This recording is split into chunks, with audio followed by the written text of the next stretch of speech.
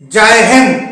जी हाँ, आज मुखनायक अपनी बात की शुरुआत करता है जय हिंद से, क्योंकि आज देश प्रेम दिवस है। आज सुभाष चंद्र बोस की जयंती है और सुभाष चंद्र बोस का वो नारा आज भी विख्यात है। और जब जब भी इस देश में स्वतंत्रता को लेकर पहली पंक्ति सामने आएगी युवाओं के मुख से, तो वो पंक्ति होगी सुभाष चंद्र बोस की, कि उन्होंने कहा था कि तुम मुझे खून दो, मैं तुम्हें आज़ादी दूंगा। ये मंत्र दिया था सुभाष चंद्र बोस ने, जिनकी आज जयंती है और उन्हें मुख्य नायक करता है जय हिंद। आज बात करते हैं सुभाष चंद्र बोस की, क्योंकि सुभाष चंद्र बोस ऐसे शख्सियत थे जिन्होंने अंग्रेजों की चूल हिलाने का काम किया था और अंग्रेजों को लोहे के चने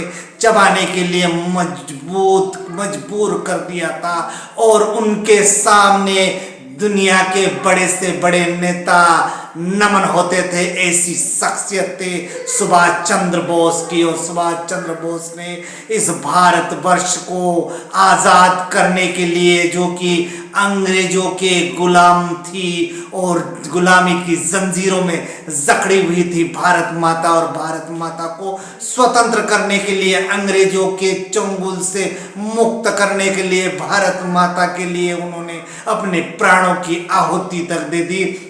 और युवाओं में जोश भरने के साथ साथ उन्होंने युवाओं से कहा कि तुम मुझे खून दो, मैं तुम्हें आज़ादी दूंगा। तो निश्चित रूप से इस राह पर चलकर वे शहीद हो गए। ऐसे सुभाष चंद्र बोस ये ऐसे शख्सियत थे जिन्होंने दुनिया में अपना एक लोहा मनवाया था। और सुभाष चंद्र बोस यदि जीवित होते तो भारत 1947 के बजाय 1938 या 39 के लगभग ही आज़ाद हो गया होता।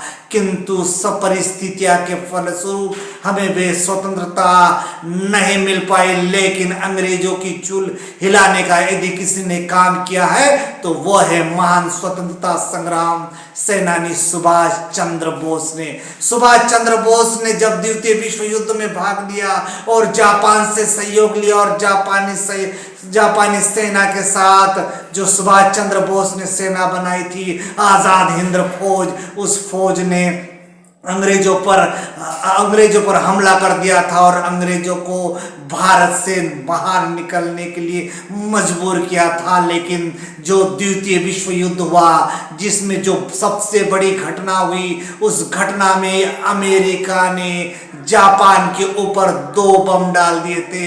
लिटिल बॉय के नाम से वो कुख्यात बमों के कारण जापान को सरेंडर करना पड़ा और परिणाम स्वरूप भारत को भी पीछे हटना पड़ा, क्योंकि उस घटना से जो जापान था, जो भारत का सहयोगी देश था, विशेषकर सुभाष चंद्र बोस के आग्रह पर जापान की सरकार ने जो भारत सरकार के साथ दिया था जय हिंद का नारा देकर युवाओं में जो जोश भरने का काम किया था। लेकिन काल को कुछ और ही मंजूर था। जब द्वितीय विश्व युद्ध में जापान सरेंडर की ओर था, तब सुभाष चंद्र बोस किसी अन्य देश में हवाई जहाज के माध्यम से कहीं और जा रहे थे, लेकिन वह हवाई जहाज दुर्घटनाग्रस्त हो गया। हालांकि इसको लेकर समय समय पर कई जांच कमेटियां गठित हुई, और उस जांच कमेटी में, पहली जांच कमेटी में तो ये दावा किया गया कि सुभाष चंद्र बोस मरे नहीं थे, शहीद नहीं हुए थे, उनको रूसी सेना ने प्रताड़ित करके रखा था। लेकिन दूसरी 6 जांच कमेटियां थी, उसमें सुभाष चंद्र बोस के संदर्भ में लिखा गया है कि उनकी मौत हो गई थी और उस विमान दुर्घटना में वे बुरी तरह से झुलस गए थे। परिणाम स्वरूप सुभाष चंद्र बोस शहीद हो गए थे। लेकिन सुभाष चंद्र बोस जैसे शख्सियत हमारे देश में शहीद तो हुए, लेकिन आज भी उनकी यादें, उनका व्यक्तित्व और उनका कृतित्व हमारे दिलो दिमाग में है और युवाओं के वे आइडल थे।